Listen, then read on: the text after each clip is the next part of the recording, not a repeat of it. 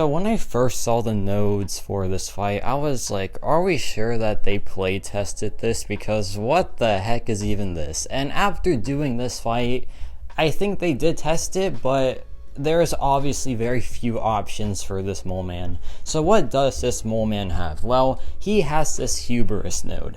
Now what this node does is it reduces all damage by 90%, right? And while he is throwing a special attack, or like while a special attack is currently happening, that damage protection goes away. Now any damage taken while he was throwing a special attack is then multiplied by 350% and is reflected back onto Mole Man, and that's how you do your damage. So what that means is you pretty much want to use anyone that has DOT or like a Power Sting champion.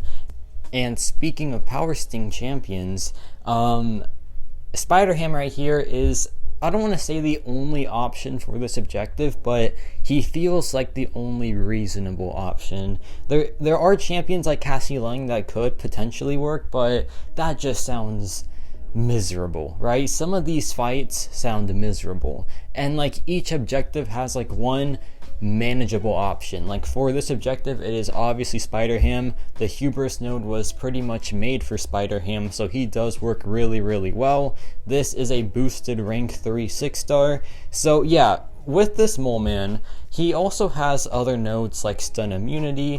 He has spite, which is honestly kind of helpful in this scenario because it gives him more power for more special attacks, and you want that. You want more special attacks from Mole Man. Besides that, I don't think like there's too much to worry about. There is tranquility, where every 20 seconds your buffs and debuffs are removed, and so are his, and y'all are both set to 0 power. So that can really mess things up for these characters that rely on like debuffs to do damage. And in one of the objectives, it honestly does make or break a champion. So we'll talk about that later. But so far, this Spider-Ham fight, it's not going too badly. Like he's doing the job. A rank 3 6-star is doing the job. I think that most characters can do it at like the 6-star level, and it's honestly recommended for Kushala because the 6-star has her awakened ability most likely. So yeah, like it's a weird fight. It's an odd one, but it seems really scary at first, and it is a scary fight, especially because there's Bubble Shield. Now, Bubble Shield, what that does is it reduces your block proficiency by 6% on every blocked hit, and every 10 hits, one of his hits will be unblockable. So watch out for that. But here's why it's really annoying.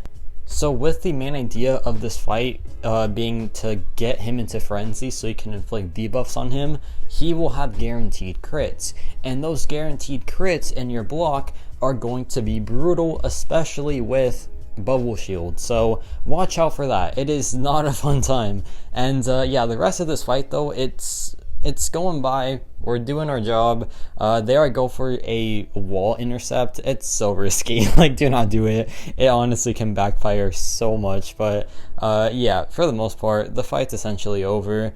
He is not playing ball though. Okay, so with Mole Man, watch out for like his unstoppable block, because if you hit into his block, he goes unstoppable, he retaliates, and then it's just game over.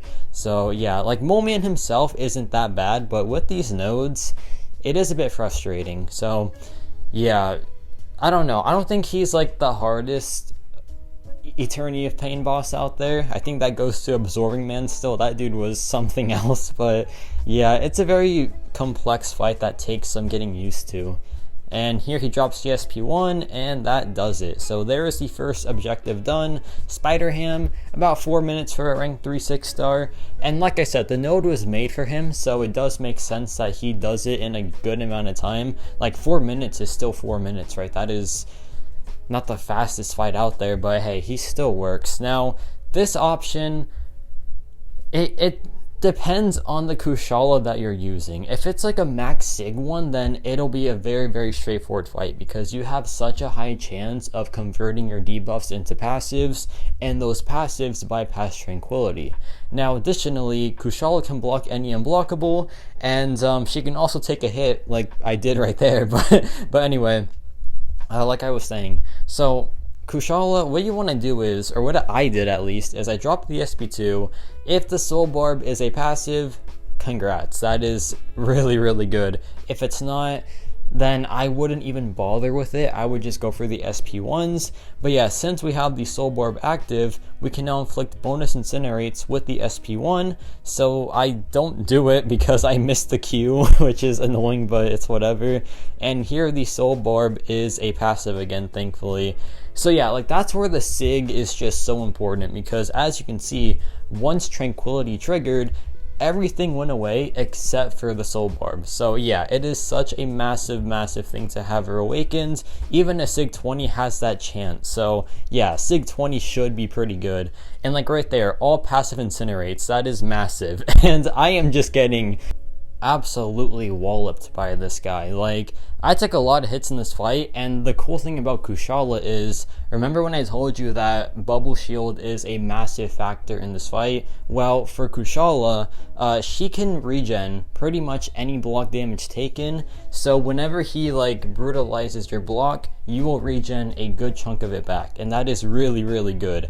So yeah, she is just the perfect option for this Mystic objective. There are other good options like Mojo, and I think Kindred does work, but a quick disclaimer for the other options like Tigra and Werewolf by Night, those characters, they are physical damage, right? And Mole Man, he has pretty much one of the highest physical resistances in the game, so it's going to be a really, really annoying fight, but this one was very, very straightforward. Now, this is the final objective. This is Iceman.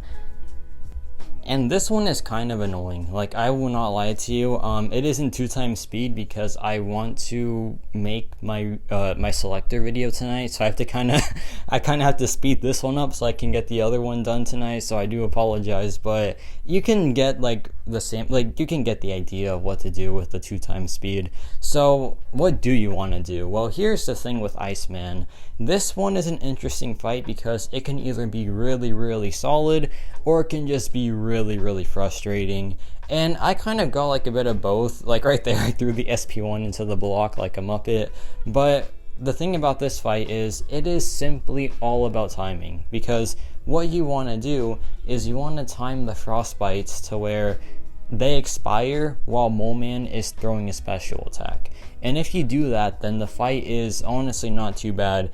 However, if you can't do it, or like if Mole Man just doesn't play ball, because I'll be honest, it's not really up to you, it's just up to Mole Man, then yeah, the fight can be really frustrating and it can take a very long time. So it really just depends on how Mole Man's feeling and just how you play, because right there I took a full combo, but it's whatever. Like the fight, it'll go down eventually, and it can go down faster if you just play it correctly, but there are some moments where you just cannot do anything, especially because of Tranquility and the fact that Mole Man is a pretty passive character. Like, that's just how I think that's how he's programmed because of the unstoppable thing, you know? So it does make sense, but yeah, you just gotta time it right, and I get some good timings here, but if you can get like more than me, then it'll be a very, very nice fight for you.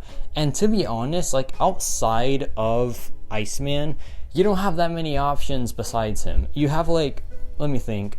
You have like Archangel, you have Toad, I think works pretty well. So like you have a few options outside of Iceman, but none of them are gonna be good fights. I'll just be honest. None of them are like really like amazing counters. They're kind of just there. They kind of just work, but they're all going to be tedious, right? So that's just how this Mole Man is, unfortunately. But on the bright side, he at least isn't just pure BS like Absorbing Man was. That dude was really annoying. But yeah, this one is almost over. He is not playing ball. Here he drops a special attack, and we're like so close.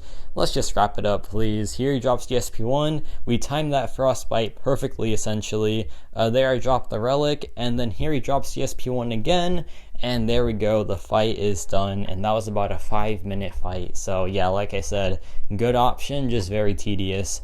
So let me know your thoughts on this Eternity of Pain or Summer of Suffering fight, and yeah, I just want to see how like the other ones turn out. If this one has, I feel like Mole Man has been the hardest one so far, and he was still pretty doable. So I think that's a good thing at least. So we'll see how the other ones are.